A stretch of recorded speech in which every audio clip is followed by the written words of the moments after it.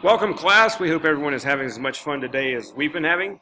For the next few minutes, we're going to share something that is going to be super helpful for all teachers, but especially us first-year teachers, and that is models of team teaching, commonly known as co-teaching, with an emphasis on special education and ELL students. You'll hear from my colleagues, myself, Adam Harrell, Haley Hamrick, Brendan Carr, Mickey McDermott, and Julia Smith.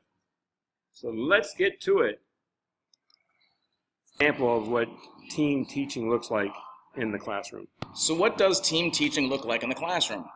There are 6 team teaching models used in classrooms. One teach, one observe, where one teacher teaches and the other collects data. Parallel teaching, where the class is split and teachers instruct groups. Station teaching, where educators teach in different small groups.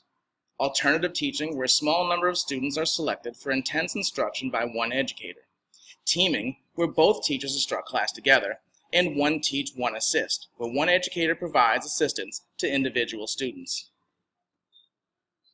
The model I have encountered most frequently for special education and ELL is one teach, one assist. This allows a special ed or ELL teacher to give individualized help to those students needing more assistance without interrupting the flow of the class. So now take a few seconds and think about the potential benefits of team or co-teaching for all students, specifically special needs or ELL students.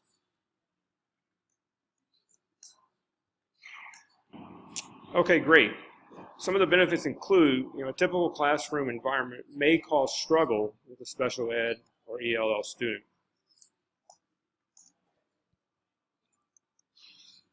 The more individualized attention a student receives, the better they produce. And it allows the teachers to use differentiation techniques as well.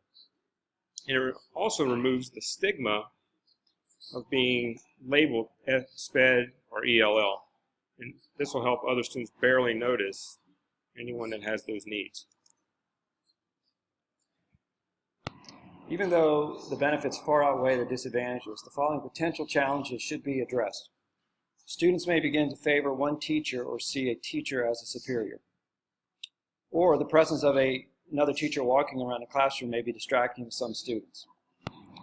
And in some cases, students begin to rely too heavily on the assistance of the teacher and expect immediate help when struggling.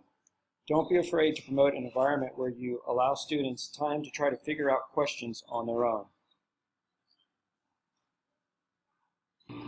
Finally, there are several ways to increase the likelihood of a successful team teaching collaboration. Careful communication is the key. Determine who plans the lessons, whose teaching strategies you will use, how to determine and who will grade the students. Put together a teaching plan where you incorporate a framework of what your plan is and have the ability to reflect on how the plan is performing. You don't need to be best friends with the other teacher, but you do need to show respect and let the students know that you get along. Keep lines of communication open. Be able to establish expectations, roles, and responsibilities of each of the co-teachers. Be open to discuss strengths and weaknesses, teaching styles, philosophies, and teaching values. Set up a calendar and determine times for check-ins and time to reflect and assess how the partnership is working. Remember, to provide the most benefits to the students, show a commitment to the team teaching process. Not only respect the students, but also respect each other. In conclusion, team teaching is an effective way to enhance learning for all students. We love teaching! Go Career Switchers!